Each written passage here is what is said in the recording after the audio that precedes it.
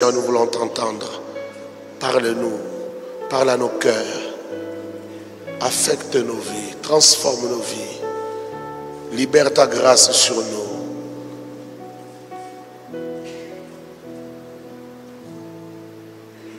Bénis-nous sérieusement, Seigneur, dans le nom de Jésus.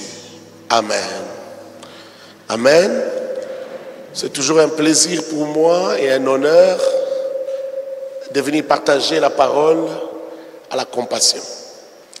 Et c'est grâce à ce couple merveilleux que j'aime de vrai, et pour qui j'ai beaucoup d'admiration. Moi, je dis toujours qu'il y a, ça c'est mon point de vue, qu'il faut faire la différence entre l'amour et la confiance. Tu peux aimer quelqu'un mais ne pas avoir confiance en lui. Et j'ai mon petit frère qui est pasteur qui me dit toujours, qui me rappelle toujours que l'amour croit tout. Mais attention, de quelle manière l'amour croit tout?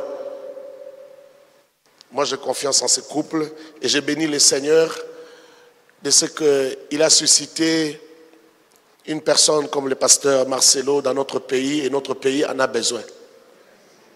Amen. Oh, amen bien. Et c'est une grâce. Merci beaucoup, Bishop. Merci pour cet honneur. Maman Blanche, merci, et tous mes hommages. Ce matin, j'aimerais partager avec toi autour de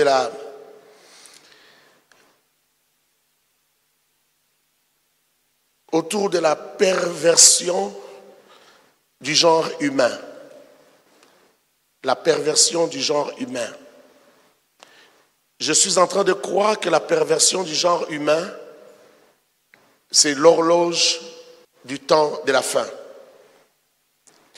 Il y a plusieurs signes, il y a plusieurs choses qui parlent, qui crient et qui disent que nous sommes à la fin. Et parmi ces choses, il y a la perversion du genre humain. Dans Genèse chapitre 6,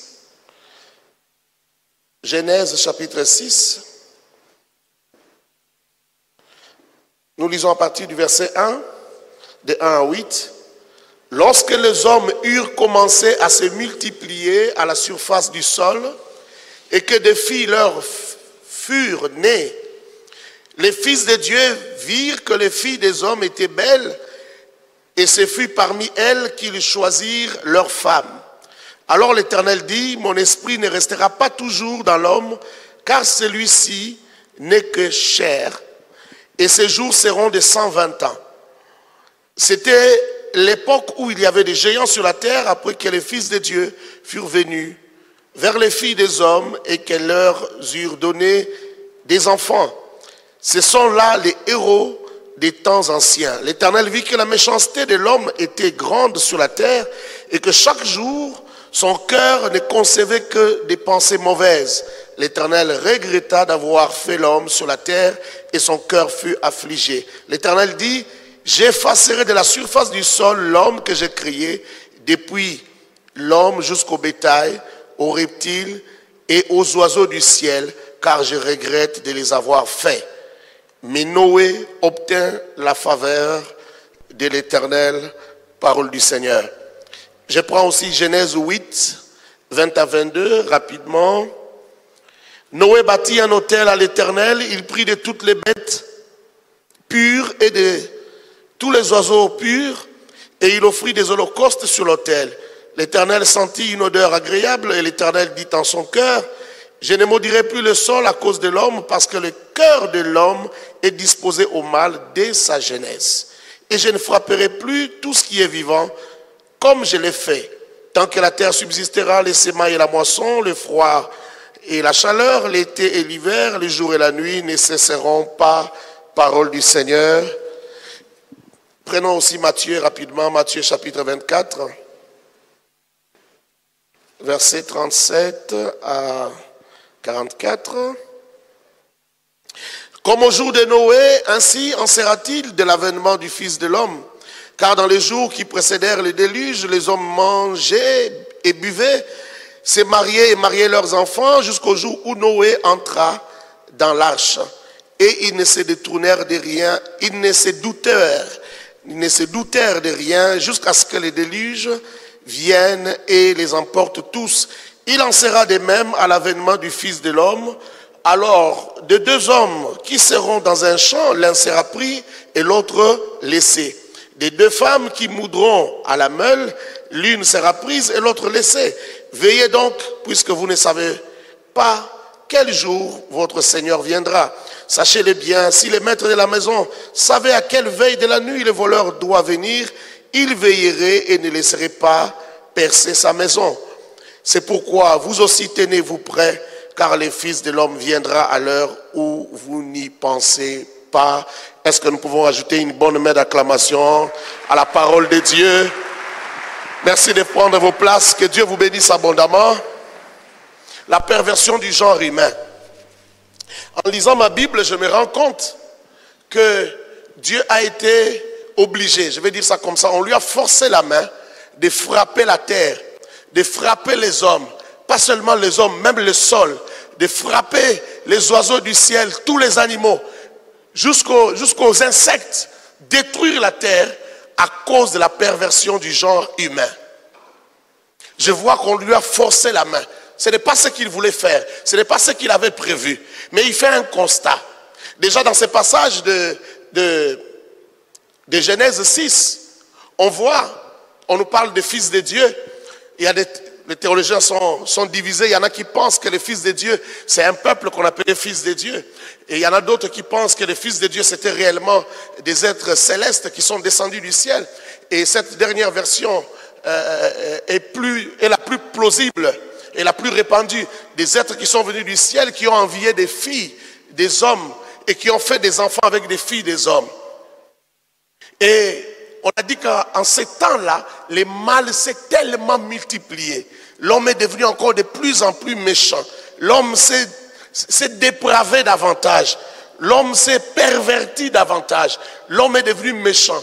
Au point que Dieu s'est senti dérangé, tellement dérangé. Et il y a quelque chose qui m'attire ici, c'est le constat que Dieu fait. Il dit, l'homme n'est que chair. Il est dégoûté parce que l'homme n'est que chair. Ça veut dire quelque chose. Parce que Job dit, dans Job 32, 8, Job chapitre 32, verset 8, il dit qu'en réalité, dans l'homme, c'est l'esprit. Mais ici, Dieu dit, l'homme n'est que chair. Le constat que Dieu fait est que j'ai créé l'homme avec l'esprit, l'âme et le corps. L'homme est tripartite. Et je l'ai créé de manière à ce que l'esprit prenne le dessus. Que l'âme vienne ensuite, et puis que le corps vienne après. Mais je constate que l'homme n'est que chair. Je constate que ce n'est que la chair qui prend le dessus. Je constate que l'esprit se soumet à la chair. Je constate que l'âme se soumet à la chair. C'est ce que ça veut dire. L'homme n'est que chair. C'est un mauvais constat que Dieu fait. C'est ce constat qui va amener Dieu à détruire l'homme, à détruire la terre.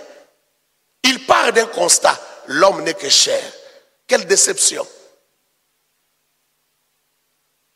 Dans mon premier livre, je parlais de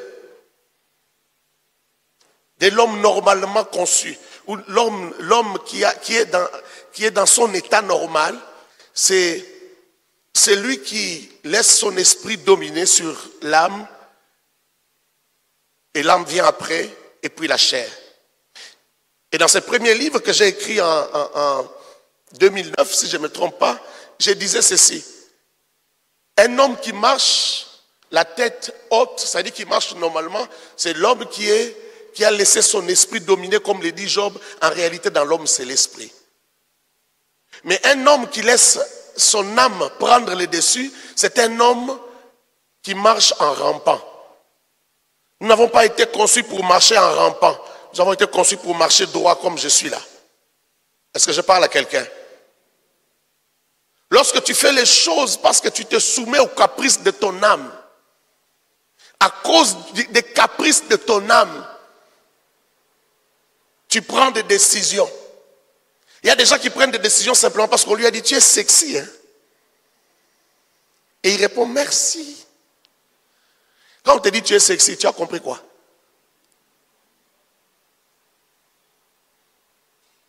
Et là, la démarche change. Tu es sexy? Merci. Qu'est-ce que tu as compris? Ce sont là les caprices de ton âme. Ton âme veut se sentir aimée. Ton âme veut entendre de belles paroles. Ton âme réclame même l'attention du professeur à l'université. Ton âme réclame l'attention je sais pas, de professeurs à l'école. Ton âme a besoin de paroles tendres. Et même lorsqu'on t'injurie, frère, maman, quand on te dit tu es sexy, pour un enfant de Dieu, c'est une injure. Je t'attends, j'attends ton amen. Pour un enfant de Dieu, c'est une injure. Maman, écoute-moi, si quelqu'un te dit tu es sexy, dis, à moi il n'y a pas que ce que tu vois là. À moi il y a de bonnes choses, il y a de bonnes choses dans cette tête. Il y a plus que ça. Frère, même toi-même, sexy, tu vois pas que c'est sexe, sexy, sexe. Dans le monde d'aujourd'hui, on parle de ton sexe comme ça. Aussi au vu de tout le monde. Et toi tu dis merci. Si ça ne veut pas dire sexe, mais ça veut dire que ça fait allusion au sexe. Ça dit quand je te dis tu es sexy, ça veut dire, ça me fait penser à quelque chose, n'est-ce pas? Il y avait tellement de la perversion que Dieu en était dégoûté jusqu'à dire l'homme n'est que chair. Et comme je disais dans ce premier livre-là, j'ai dit que celui qui se soumet au caprice de sa chair, c'est un homme qui marche carrément la tête en bas et les pieds en l'air. Je ne sais pas comment il fait pour marcher, peut-être qu'il saute. Mais en tout cas, la tête est en bas, les pieds en l'air. La chair n'a pas été conçue pour te diriger. La chair n'a pas été conçue pour te conduire. C'est ridicule que toi tu sois conduit par la chair. C'est insultant que tu sois conduit par la chair. La chair ne peut pas te conduire. Toi, le véritable toi, c'est l'esprit qui est en toi. Et le véritable toi doit donner des ordres à la chair. Le véritable toi doit parler à la chair. Tu dois demander à la chair de se taire. Quand ta chair parle, dis à ta chair, tais-toi. Quand ta chair te demande des choses, tu as le droit et le pouvoir de dire à la chair, tais-toi maintenant. La désolation de Dieu ici, c'est parce que l'homme n'est que chair. Dieu dit, oh, l'homme n'est que chair. Et à cause de ça, Dieu décide de détruire la terre. Il dit à Noé, voilà, tu vas fabriquer l'arche, il aura autant de coudées, 50 coudées, autant de largeur, autant de coudées de longueur, de hauteur, il y aura autant de coudées. Voilà, tu vas me construire une arche et tu vas entrer dans l'arche. Ils sont entrés dans l'arche. Et le déluge est arrivé. Tu connais l'histoire. Tu connais l'histoire. Ce que j'aimerais te dire ici, c'est que Noé n'a pas attendu la pluie ou le déluge pour entrer dans l'arche. Lorsqu'il a fini de construire l'arche, Dieu lui dit, prends tes enfants et tes belles filles, entrez dans l'arche. Avant que la destruction n'arrive, nous devons être déjà dans l'arche.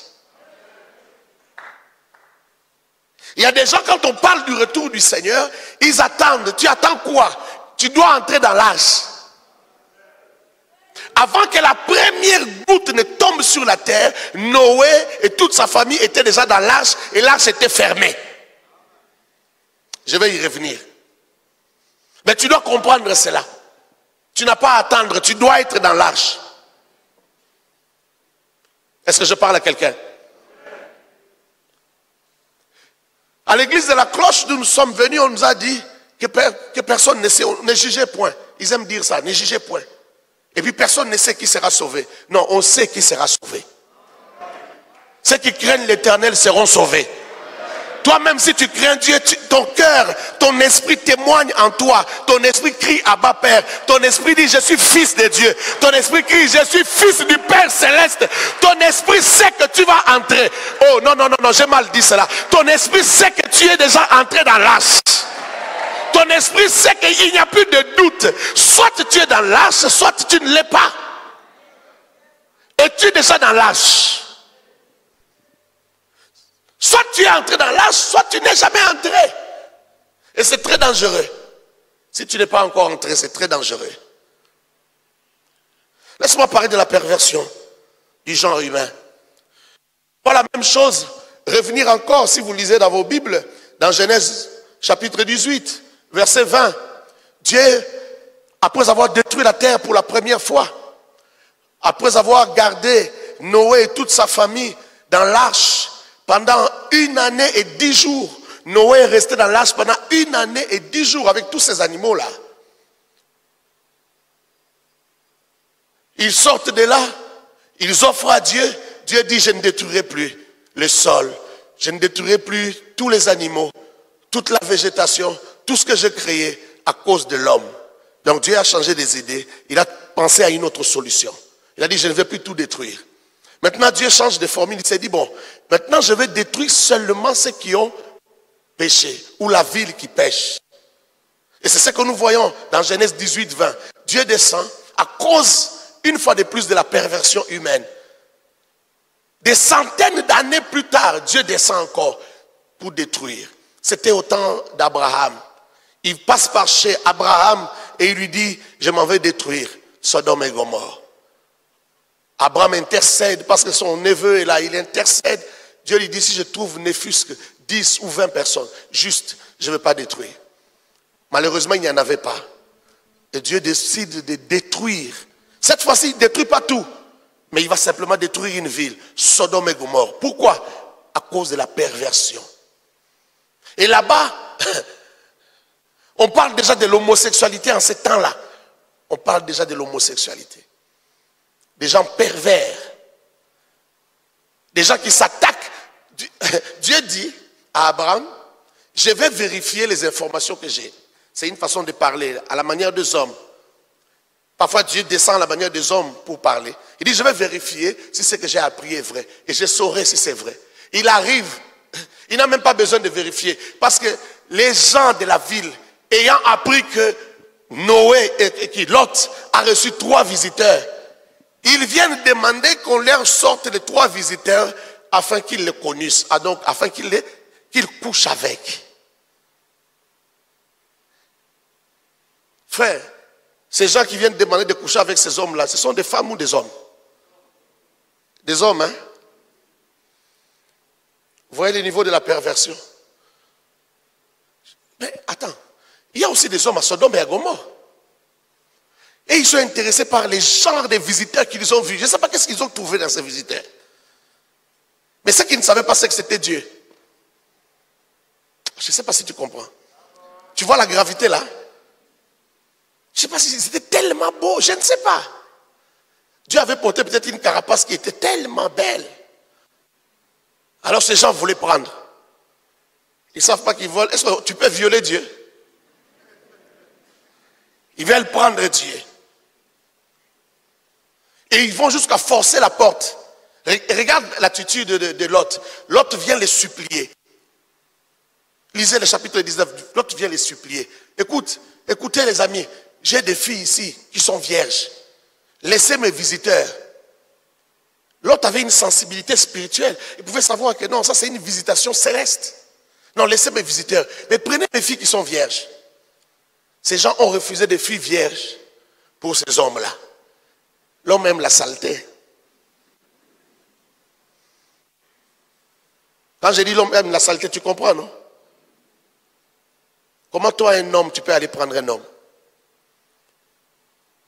Papa pasteur, vous savez qu'en ce temps ici, il y a même des frères qui viennent à l'église qui sont homosexuels. L'homosexualité a tellement pris de l'ampleur. Tout ça à cause des films que nous regardons, même des dessins animés que les enfants regardent. On nous prépare, on nous conditionne à accepter l'homosexualité. Il n'y a plus de genre. On veut dire qu'il n'y a ni homme ni femme. En fait, aujourd'hui, surtout dans les pays occidentaux, on veut faire croire aux enfants qu'ils ne sont pas garçons, ils ne sont pas filles. Dans les classes de maternelle, par exemple, des histoires de couleurs rose, c'était pour les filles, bleu, c'était pour les garçons. C'est du passé, ça, on a enlevé tout ça. C'est quand l'enfant va grandir qu'il va choisir son sexe. Aujourd'hui, on choisit les sexes. Si en Afrique, ce n'est pas encore comme ça, ça va arriver bientôt. Attendez qu'on va avoir des présidents homosexuels en Afrique, ça va arriver. Sauf au Congo, on interdit, ça n'arrivera jamais ici. On interdit ça, ça n'arrivera pas dans ces pays, on prie Dieu, n'est-ce pas? On interdit ça. Qu'il soit déjà maudit, celui qui est homosexuel et qui a l'intention de devenir président dans ces pays. Ça n'arrivera jamais. Qu'ils attendent qu'on aille d'abord à l'enlèvement de l'église. S'ils veulent faire ça après nous, alors c'est leur affaire. Mais ça ne va pas arriver ici. Il n'y aura pas de loi dans ces pays où on va légiférer sur l'homosexualité. Ça n'arrivera jamais. Donc jamais là n'est pas puissant. J'ai dit ça n'arrivera. Ça c'est l'église. Quand l'église décide, c'est ça qui va se passer. J'ai dit ça n'arrivera. Aujourd'hui on fait croire aux gens que c'est normal. On prépare les enfants, on prépare les têtes des enfants.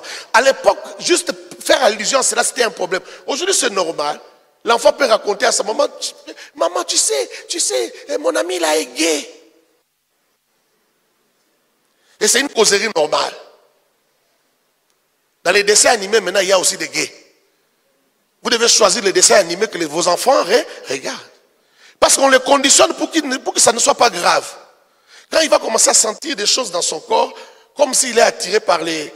Elle est fille, elle est attirée par les autres filles, pour qu'elle trouve ça normal.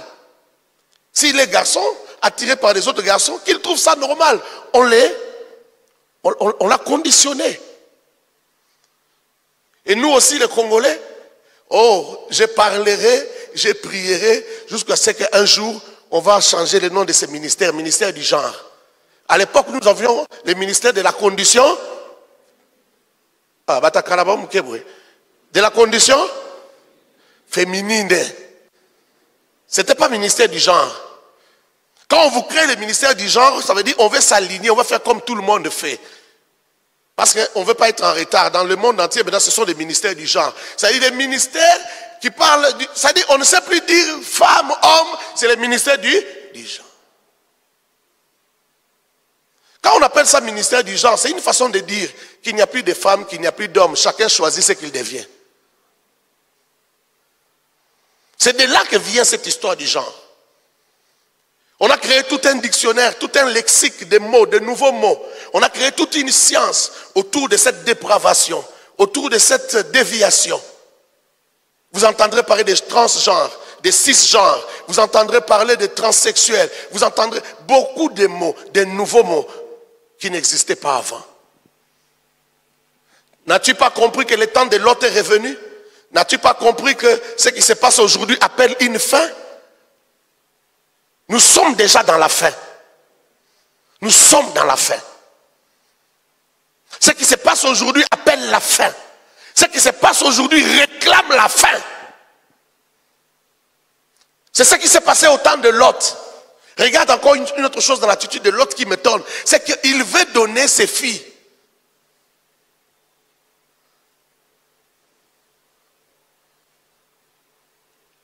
Le mal, c'est le mal. Et les biens, c'est les biens. Même donner tes filles, là, c'est le péché. Vrai ou faux? Vous savez, lorsqu'on vous habitue au plus grand mal, vous vous laissez faire pour le petit mal. Vous dites, ça c'est tolérable, ça, c'est pas très grave. Vous voyez? Pourquoi ne pas mourir que d'accepter qu'on prenne tes filles? Pourquoi ne pas quitter la ville? Parce que vous connaissez ces gens, vous savez qu'ils sont comme ça. Pourquoi ne pas quitter cette ville? Il y avait des endroits bien. Dieu n'a pas détruit toute la terre parce qu'il y avait des endroits bien. Là où Abraham était, c'était bien. Mais Sodome et Gomorrhe, c'était des villes développées à leur époque. C'était de New York. C'était Los Angeles. Tu es à Los Angeles, tu m'écoutes. À l'école, tu sais bien qu'on enseigne n'importe quoi aux enfants. Mais tu es obligé de rester à Los Angeles parce que c'est Los Angeles. Je suis venu dire à quelqu'un, tu n'es pas obligé de rester là. Tu n'es pas obligé d'aller en enfer. Tu n'es pas obligé de laisser tes enfants aller en enfer. Tu n'es pas obligé de sacrifier ta famille parce que tu dois être dans une ville développée. Que la richesse ne te fasse pas aller en enfer. Lorsque tu vis aux dépens de la richesse, tu vis aux dépens de ta chair. Tu n'es que chair. Tu n'es que chair. Ton esprit est en mode... Comment on dit ça? Hein? En mode veille. En mode pause. Ce n'est pas toi qui te dirige, ce n'est pas ton esprit qui te dirige, mais c'est ta chair qui te dirige. Donc Lot négocie. Il négocie un plus grand mal contre un plus petit mal. Un grand péché contre... Pour lui, c'est un petit péché. Donc, comprennent ses filles, pour lui, c'est un petit péché. Ce qui se passe dans Sodome et Gomorrhe l'a conditionné. C'est comme ça que nous aussi, nous sommes conditionnés aujourd'hui. Embrasser, ce n'est plus tellement un problème. On sait juste embrasser. Tu appelles ça juste. Tu ne sais pas qu'avec les embrassades là, les flirts là, un esprit d'une personne à une autre, tu peux être possédé en embrassant. Moi, j'ai vu des gens être possédés des esprits juste en écoutant Shekira.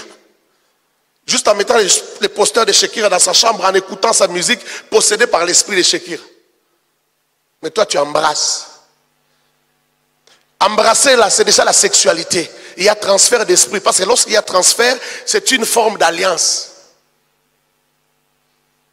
L'apôtre Paul dit, lorsque tu prends une prostituée, tu deviens une seule chair avec la prostituée.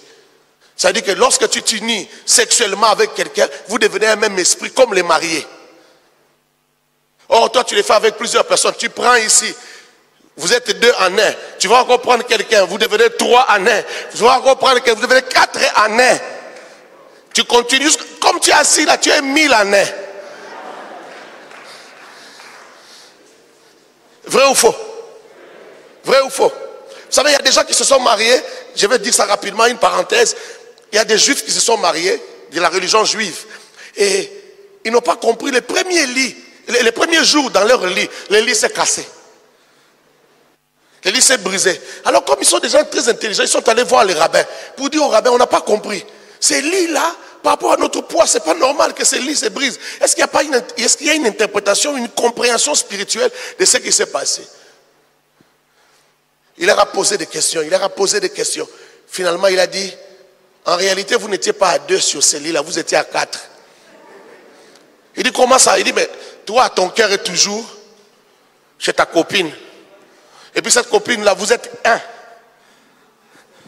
Toi aussi, ton cœur est toujours chez ton copain. Il n'est pas seulement ton copain, vous êtes 1. Donc comme vous êtes monté sur les lits, c'est des lits conjugales, mais vous n'étiez pas seul. Vous avez suyé les lits conjugales. Vous étiez à 4. C'est pourquoi les lits n'ont pas supporté votre poids à 4. Ces lits-là, c'est pour 2 personnes.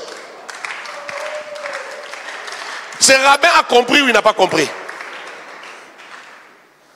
C'est comme ça que nous vivons. Le petit mal, on considère certaines choses comme... c'est pas tellement un problème. Ça, c'est pas grave. Aujourd'hui, il est difficile, mon pasteur, que des gens viennent se marier sans avoir couché avant. Et ils croient que c'est rien. Non, bas la haute. Et ça fait quoi? Je vais t'épouser. Arrête de regretter.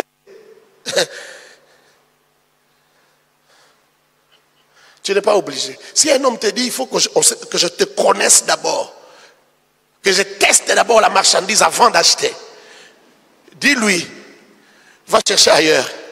Je ne suis pas le genre de marchandise qu'on teste avant d'acheter. Moi, tu prends dans l'état. Tu prends comme je suis. Si ça marche, c'est bon. Si ça ne marche pas, on va arranger. Est-ce que je parle à quelqu'un? Il y a des filles qui pensent, si elle ne donne pas son corps, elle va rater le mariage. Non, c'est en donnant ton corps que tu as raté le mariage. J'ai vu des gens rater des mariages comme ça. J'ai vu des gens rater leur mariage comme ça. Il faut demeurer un mystère. Maman, reste un mystère. Je parlais avec une soeur, déjà divorcée du premier mariage. Un homme la voit par Facebook. Un homme quitte la France pour venir la voir. Dans les 2 semaines que l'homme a fait ici, ils ont couché.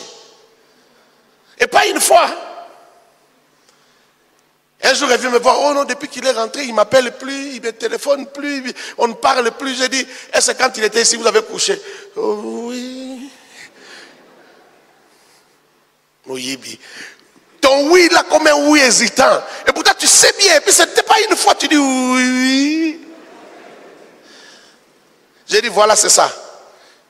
Si tu étais demeuré un mystère pour lui, il t'aurait cherché encore. Tu n'es plus un mystère. Tu n'es plus un mystère. Demeure mystère. Et quand vous venez à l'église pour le mariage, on vous pose la question avant le mariage. Est-ce que vous l'avez fait ou pas? Vous dites toujours non. Et pourtant vous l'avez fait. Quelle malédiction. Vous êtes comme Anania et Saphira. Quelle malédiction. Vous venez mentir à l'église. Juste pour qu'on bénisse votre mariage. Mais ce que vous ne savez pas, c'est que vous avez touché à l'interdit. L'interdit appelle l'interdit. La profondeur appelle la profondeur. Toi, ma soeur, écoute-moi. Toi qui as entraîné cet homme dans les péchés, tu as cédé parce qu'il t'a demandé.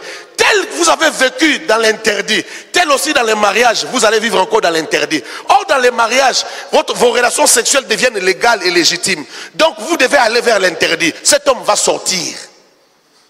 Et tu vas venir te plaindre ici, mon mari sort, mon mari n'est pas sérieux, mon mari est volage. C'est toi-même qui as fait ça.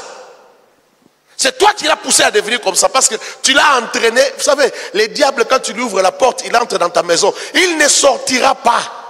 Et c'est encore mieux.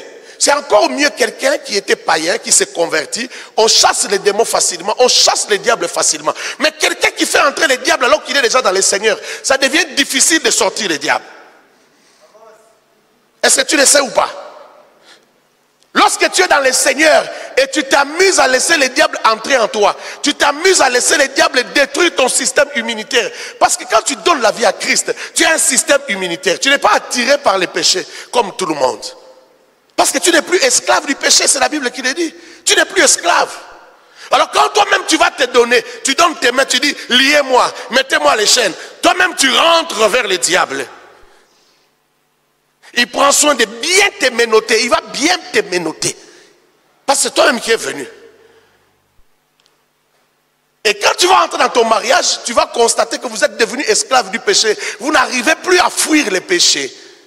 Et tu vas demander de l'aide. Mais ça sera très difficile parce que c'est toi-même qui as donné tes mains au diable pour être ligoté. Ça devient compliqué. Regardez les délivrances des gens qui sont déjà venus au Seigneur et qui rentrent dans la boue. Ce sont des délivrances très compliquées, difficiles à faire. Mais un païen, quand il vient, il donne sa vie à Christ, c'est facile de chasser les démons. Je ne suis pas le seul à le dire, même l'apôtre Paul le dit. Lisez votre Bible, vous allez voir que l'apôtre Paul aussi le dit.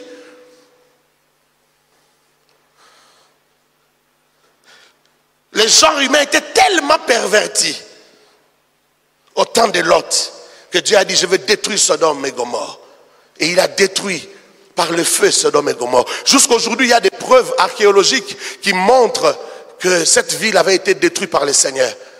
On y trouve du soufre. J'ai vu un documentaire archéologique où on montrait qu'on y trouvait du soufre. Mais un soufre qu'on ne rencontre pas sur la terre. Le soufre qu'il y a sur la terre a la couleur un peu jaunâtre. Mais ce soufre-là, c'est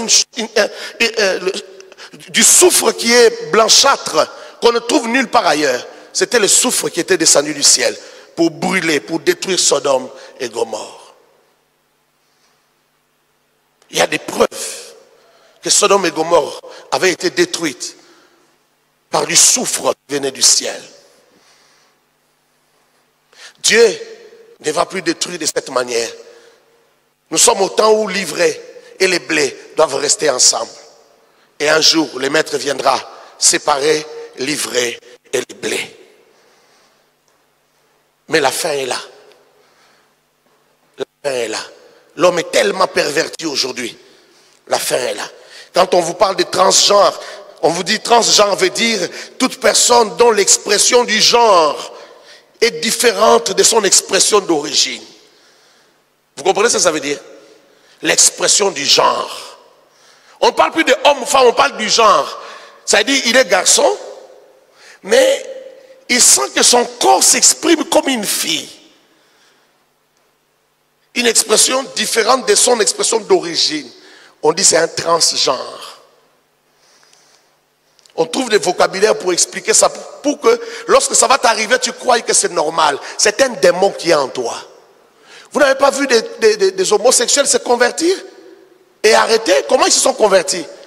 Comment ces désirs sont partis? Parce qu'on a chassé l'esprit mauvais qui était là. Ce n'est pas humain. Je veux dire, ce n'est pas naturel. La sociologie ne peut pas comprendre cela. L'anthropologie ne peut pas comprendre cela. Toutes les sciences des hommes ne peuvent pas comprendre cela. Mais nous, à l'église, nous comprenons cela. Nous savons que c'est un esprit qui pousse cet homme à être comme une fille, à s'exprimer comme une fille. Nous savons que c'est un démon. Nous savons que c'est un démon. C'est une fille, mais elle s'exprime comme un garçon. Tout en elle, c'est comme un garçon. Nous savons que c'est un esprit. Ce n'est pas naturel. Dieu n'a pas créé les hommes comme ça. Aujourd'hui, on veut nous faire croire, la science veut nous faire accepter que c'est normal, que c'est comme ça que Dieu a créé les gens. Dieu n'a pas créé les gens comme ça. Dieu est intelligent. Il est sage. Si Dieu voulait que les hommes soient comme ça, Dieu n'allait pas prévoir que l'homme aille vers l'homme. Est-ce que je peux parler? Je peux avoir un peu de liberté? Par la voie sale. Où on extrait la saleté. Non, Dieu allait arranger une voie propre, comme il l'a fait entre l'homme et la.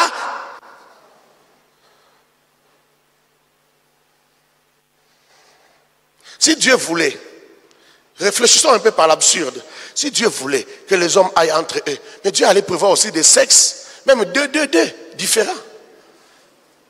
Parce que le monde veut nous faire croire que non, il faut d'abord grandir, vérifier comment ton corps s'exprime, que tu saches de quel genre tu es. Si c'était le cas, Dieu allait prévoir même 5 sexes différents, comme ça tu choisis.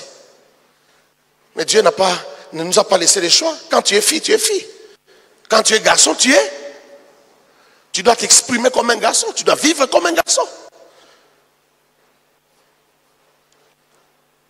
On veut qu'on accepte cela, mais ce n'est pas normal. Le monde s'est détruit, nous sommes à la fin. Quel genre de citoyens nous aurons demain? Un garçon, un enfant qui grandit avec maman, papa. Est-ce qu'il peut être normal? Quand les statistiques nous disent que les bandits de grands chemins viennent des familles brisées, des familles soit où il n'y a que les pères, oui, soit il n'y a que la mère. Mais là maintenant, on crée encore une autre bombe. Des enfants qui sont éduqués par papa, maman. Quand Dieu t'a créé comme un homme, disons ça bien, quand Dieu t'a créé homme, tu es homme, même dans ta façon de réfléchir, tu es homme. Tu ne pourras pas devenir femme, ce n'est pas possible. Quand Dieu t'a créé femme, tu seras femme dans ta tête. Les femmes aiment les détails. Tu seras quelqu'un qui aime les détails. On ne peut pas faire grandir un enfant par 2 personnes qui aiment les détails. Il faut qu'il y ait quelqu'un qui aime les grandes lignes et l'autre qui aime les détails. Il faut qu'il y ait cette complémentarité. C'est comme ça que Dieu a fait les choses. Dans la façon de réfléchir, dans la façon de faire. Ça doit être complémentaire. On vous parlera des transgenres, j'ai déjà dit ça, des transsexuels. On dit un transsexuel, c'est qui? C'est celui qui se sent plus du sexe opposé que du sexe qu'il est. Tu es garçon, mais tu te sens une fille. Sois délivré au nom de Jésus. Oh, j'ai dit sois libéré au nom de Jésus. C'est un démon qui doit quitter ta vie. C'est un esprit mauvais qui doit quitter ta vie. Tu es garçon, reste garçon. Tu es fille, reste fille. On trouve des mots, on fait entrer de nouveaux mots dans les dictionnaires pour rendre cela normal. Ce n'est pas normal. Est-ce que je parle à quelqu'un? Ce n'est pas normal. Et on dit un travesti. On a créé tellement de mots. Un travesti. Un travesti, c'est qui? C'est celui, il est garçon, mais il s'habille comme une fille. Il est fille, mais il s'habille comme un garçon. On dit c'est un travesti. Atabo créer ma moto, au kota kunate. Même si vous créez des mots de toutes sortes, même si vous créez un nouveau dictionnaire, pour l'Église, ça reste le paganisme, ça reste l'enfer, ça reste les ténèbres, ça reste le monde du diable, ça reste le monde de l'antichrist. Écoutez, l'antichrist c'est qui? L'antéchrist, c'est tout un système. C'est vrai, l'antéchrist viendra. Mais avant que l'antéchrist ne vienne, le système est en train de se mettre en place. C'est anti, c'est-à-dire contre Christ. Tout ce qui est contraire à Christ, on va l'établir. Dieu a prévu que les rapports sexuels se fassent de cette manière, par devant. Non, le diable va vous dire, il faut faire ça par derrière. C'est le système de l'antéchrist. Même dans ton mariage, ne fais pas appel au système de l'antéchrist. Il faut vivre avec une seule femme. On vous dit non, non, non, non, non. C'est très intéressant. Le jeu est très intéressant. C'est quand tu couches avec 4 filles à la fois. C'est le système de l'antéchrist. C'est-à-dire contredire tout ce que Dieu a fait. C'est ça le système de l'antéchrist. Contredire tout ce que Dieu a fait. Tout ce que Dieu a fait n'est pas bon. C'est ça le système de l'antéchrist. Il faut contredire tout. On va vous parler des gender queen. On va vous parler de transition homme-femme. Donc quelqu'un qui était un homme, il va devenir une femme pendant qu'il est en train. On vous parle de transition sociale, transition ceci, transition cela. On a créé tellement de concepts. Tu vois, pendant que tu es en train de subir la transformation, on te fait boire des hormones et tu commences à... Ton corps s'exprime maintenant comme une femme, on te fait des opérations, on appelle ce temps-là le temps de transition. Le temps où tu fais accepter à ta famille que je ne suis plus un homme, je ne suis plus monsieur Jean, je deviens madame Kathleen, je deviens madame Henriette. Ce temps-là, on appelle ça aussi la transition sociale. Donc, on a créé des choses pour que ça devienne normal. C'est pas normal. C'est ça l'habitude de l'homme. Quand il ne sait pas vaincre quelque chose, il accepte la chose. Et il embellit la chose. Je dis non. Est-ce que toi aussi tu dis non? La fin est là. Inexorablement, la fin est en train de s'approcher de nous. Ça ne peut pas continuer. Il faut que ça s'arrête. Il faut que l'église soit enlevée. Sinon l'église va devenir comme des lots. On va commencer à tolérer certains péchés. Donc, prenez même mes filles.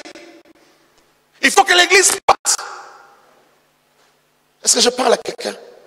Si l'église reste encore taureau ou encore davantage, personne ne risque de partir. Il faut que l'église parte.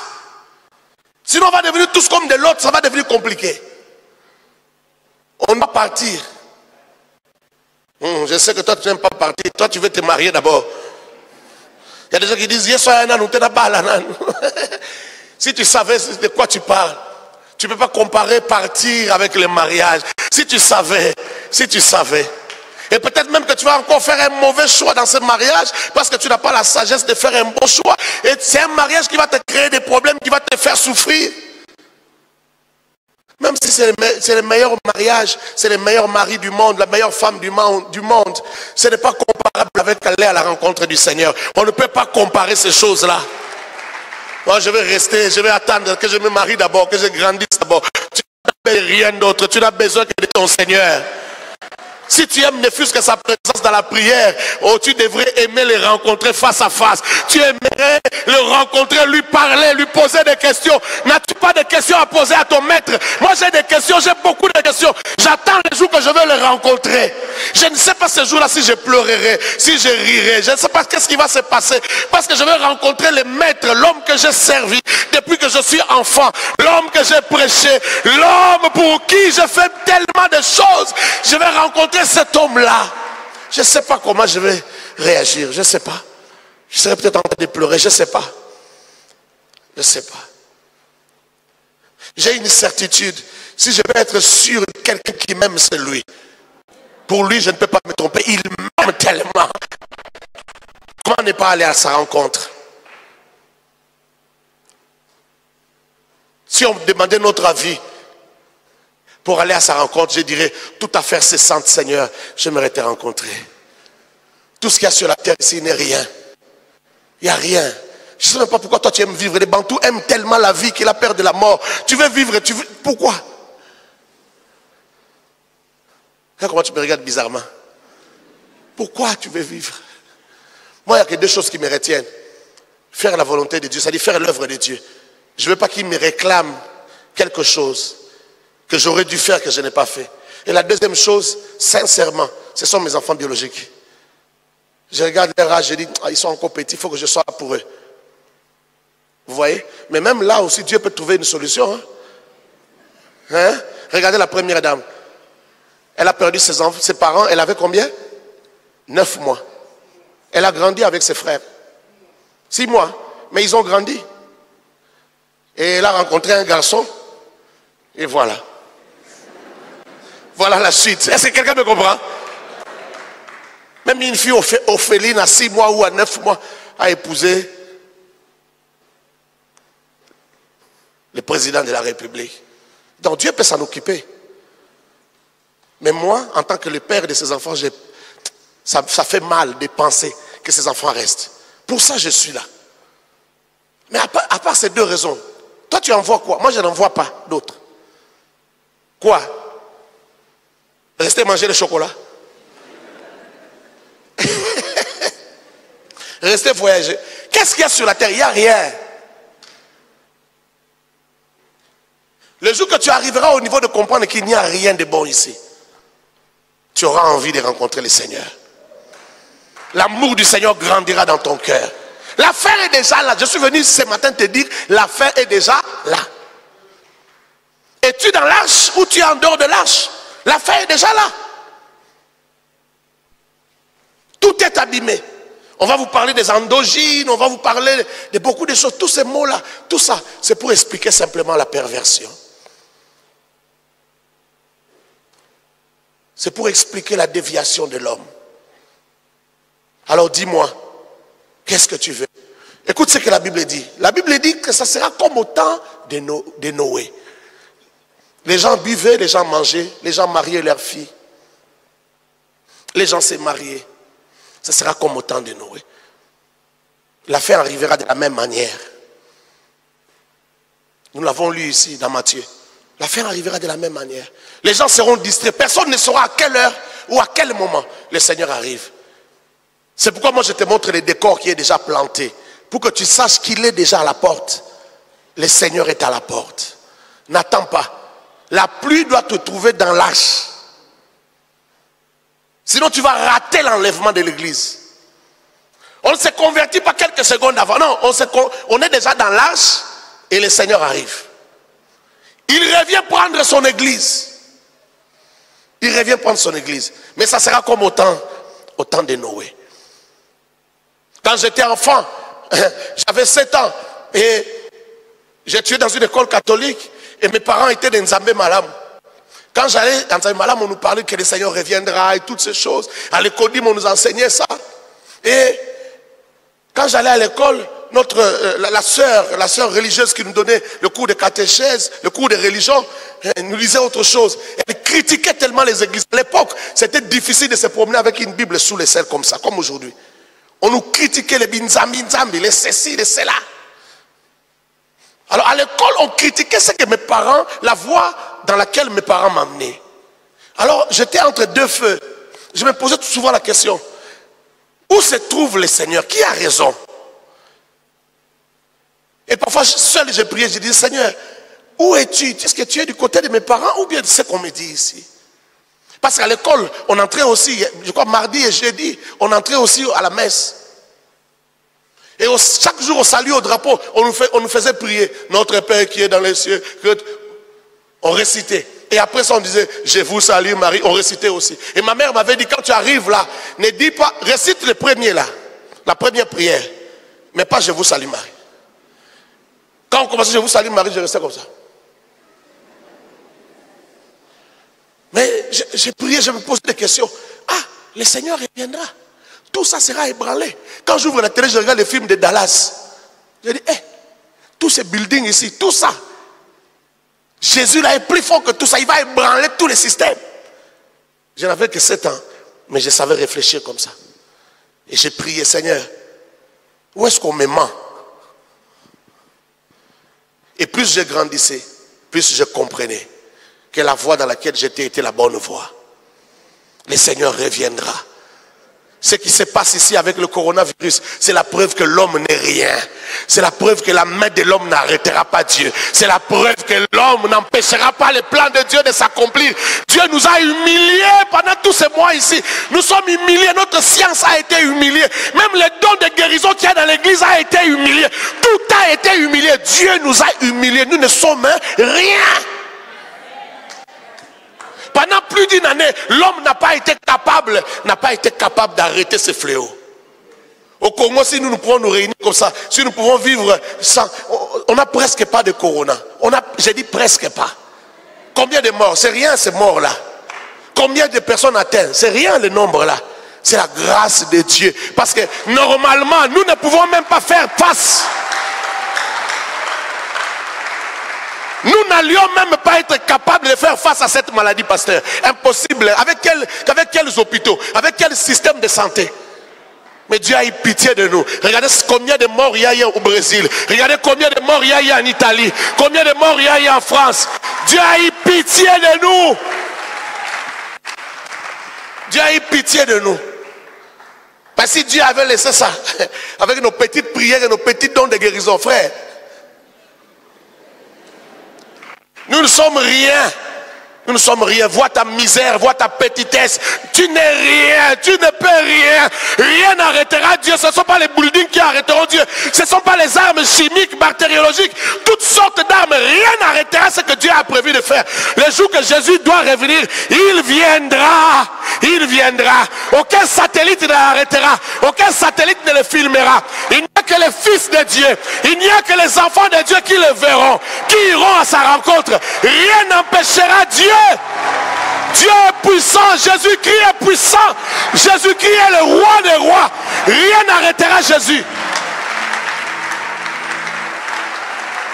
Vous n'avez pas encore fabriqué des appareils qui peuvent voir, qui peuvent détecter la présence de Jésus quand il arrivera. La Bible dit qu'il s'arrêtera dans les airs. La Bible dit que ceux qui sont sauvés, les enfants de Dieu iront à sa rencontre. L'épouse ira à la rencontre du Seigneur.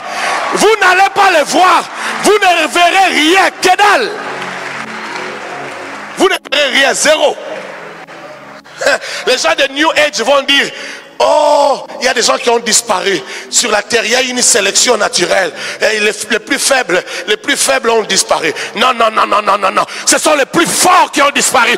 Les plus forts sont partis. Les plus forts sont partis. Les plus forts sont partis à la rencontre du Seigneur. Les plus forts sont partis à la rencontre du roi des rois. Depuis que le monde existe, il n'y a jamais eu un roi de rois. Vous savez, roi de rois ne veut pas dire le roi du Maroc, le roi de la Belgique. Non, le roi de rois, ça veut dire le roi d'un royaume dont tous les sujets sont des rois. Et c'est ce que tu es. C'est ce que nous sommes. Nous sommes des rois. Même si tu es une fille, tu es roi. Tu n'es pas reine, tu es roi. Parce que tu es fils de Dieu. Dans le royaume des cieux, il n'y a pas de sexe. Il n'y a pas de garçon-fille. Tu es roi. Tu es fils de Dieu. Et lui est le roi des rois. Il est le roi des rois. Je te dis, il est là, il est à la porte. Sois dans l'arche, parce que si tu es dans l'arche, tu entendras le son de la trompette. Il n'y a que ceux qui seront dans l'arche qui entendront le son de la... Il arrive un jour devant nous où il y a des gens qui vont entendre une trompette sonner, une trompette retentir. Les païens ne vont pas entendre ça. Les mondains ne vont pas entendre ça. Même les frères en Christ, il peut être même responsable d'intercession. S'il n'est pas déjà dans l'arche, il ne va pas entendre. C'est ça, c'est là où la Bible dit dans Matthieu, ils étaient à deux dans les champs, l'un est parti, l'autre est resté. Et elles étaient à deux en train de moudre à la meule, mais une est partie, l'autre est restée. Il y aura deux dans une voiture en train de causer, l'un en train de conduire, l'un partira et l'autre reste. Malheur à toi, celui qui part, c'est celui qui était au volant. Parce que la voiture va aller cogner. La voiture va aller cogner. J'ai dit, il revient bientôt. L'homme que nous avons aimé revient bientôt. L'homme que nous avons servi revient bientôt. L'homme de la destinée revient bientôt. L'amour de nos cœurs revient bientôt. Celui qui nous a rendus comme des petites filles amoureuses revient bientôt. arrive bientôt. Il nous fera transporter. Nous serons transportés, frère. Nous serons transportés. Écoute-moi, il n'y aura pas seulement la trompette. La Bible dit, au son de la trompette, à la voix de l'archange. Il y a aussi un archange qui va parler. Mais si toi, tu n'es pas dans l'âge, tu n'entendras pas la voix de l'archange. Il n'y a que ceux qui sont dans les seigneurs qui entendront la voix de... Il y aura la voix de l'archange, mais il y aura aussi un signal. Trois choses. Le son de la trompette, l'archange et le signal. Ces trois choses vont se succéder. Et nous allons entendre. Ce qu'on raté, le Corana. Est-ce que je peux dire la vérité? Ce qu'on raté aux Azoba. C'est ça, c'est pas moi. La Bible dit ça. Va lire dans Daniel chapitre 12 verset 3. La Bible dit, ceux qui auront été intelligents brilleront comme la splendeur des cieux. Et ceux qui auront enseigné la justice à la multitude brilleront comme les étoiles du ciel. C'est pas moi. C'est la Bible qui le dit. Si tu rates l'enlèvement, c'est que tu es crétin. Excuse-moi de dire ça. D'ailleurs, de toute manière, crétin, c'est le mot de la science. C'est la science qui dit ceux qui sont... il y a les savants, il y a les intelligents, les génies, il y a les moyens, tout ça, jusqu'aux crétins. C'est la science, non? Tu peux avoir l'intelligence du monde. Tu es savant dans le monde. Mais dans les choses de Dieu, crétin. Comment tu n'as pas su? Comment tu n'as pas vu que la fin est arrivée? Comment tu as raté l'enlèvement? Tu habites peut-être en Djili, là où on fabriquait des faux documents, les gens allaient en Europe. Vous savez, un jour j'étais en train de prêcher dans un deuil vers Massine là-bas. J'ai dit, qu'est-ce que je peux prêcher ici? Je leur ai dit, mon thème c'est soit au timba, soit au timbate. Alors tous les fumeurs de chanvre pensaient que j'allais, je ne sais pas, ils pensaient que j'allais parler de quoi? J'allais parler de chanvre. J'ai dit, quand tu prends les chanvres là, tu vois les gens petits. C'est comme si tu es grand, tu es éveillé. Tu es un fausseur de passeport, tu fais voyager des gens en Europe, là où toi-même tu n'as pas été, tu es éveillé. Mais la voix du royaume est là. Tu ne vois rien. Au matin. Au matin. Laisse-moi te dire la vérité, ne sois pas crétin dans les choses de Dieu. Sois intelligent. N'attends pas d'aller... de revenir au Seigneur, d'être sauvé après la tribulation. Ça sera trop difficile, la tribulation. L'antichrist va faire souffrir les gens sur la terre. Tu dois partir à l'enlèvement de l'église. Ne rate pas l'embarquement immédiat. Les moteurs de l'avion sont déjà allumés. Les moteurs de l'avion sont déjà allumés. La porte de l'avion est déjà ouverte. Bientôt là on va commencer à nous appeler. Tous les passagers en direction de... Tous les passagers sont priés d'entrer dans la salle d'embarquement. Est-ce que je parle à quelqu'un? Est-ce que je parle à quelqu'un?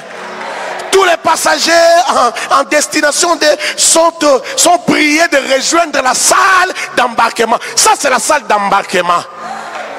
Ça, c'est la salle d'embarquement. Mais dans cette salle, il y a une dimension spirituelle. Il y a ceux qui sont vraiment dans la salle d'embarquement et ceux qui sont encore en dehors de la salle. Je t'ai pris d'entrer dans la salle. J'ai dit, je t'ai pris d'entrer dans... Pour rien au monde, sois intelligent. Regarde ton voisin, dis-lui, sois intelligent. Ne rate pas. Ne rate pas. Écoute, une dernière chose. Daniel n'a pas vécu à notre époque. Daniel a vécu à une époque ancienne. Mais c'est Daniel qui parle de l'intelligence. Ce ne sont même pas les gens de ce siècle qui vont te juger que tu es chrétien. C'est Daniel qui te juge. Daniel a dit, ce sont les intelligents qui vont briller comme la splendeur des cieux. Alors tu veux être intelligent ou pas? Ne rate pas. Ne rate pas l'enlèvement de l'église. Le temps est arrivé. C'est le temps de partir. C'est le temps d'entrer dans la salle d'embarquement, de s'asseoir calmement, parce que nous allons monter. Quelqu'un a compris? Quelqu'un a compris? Tu n'es pas un fou. Tu n'es pas un fou. Je connais un frère qui s'est converti à l'époque, il y a plusieurs années, simplement parce qu'il écoutait une chanson de frère Patrice. Et frère Patrice disait, aux autres temps, milinga, puis bimisa milinga, le roi chaud d'échappement. Tu prends la cigarette sous le soleil et la fumée sort de tes narines comme si c'était des tuyaux d'échappement. À cause de ça, ce frère a été choqué, il est venu me chercher. Il a dit, on fait partie, il dit que je suis fou.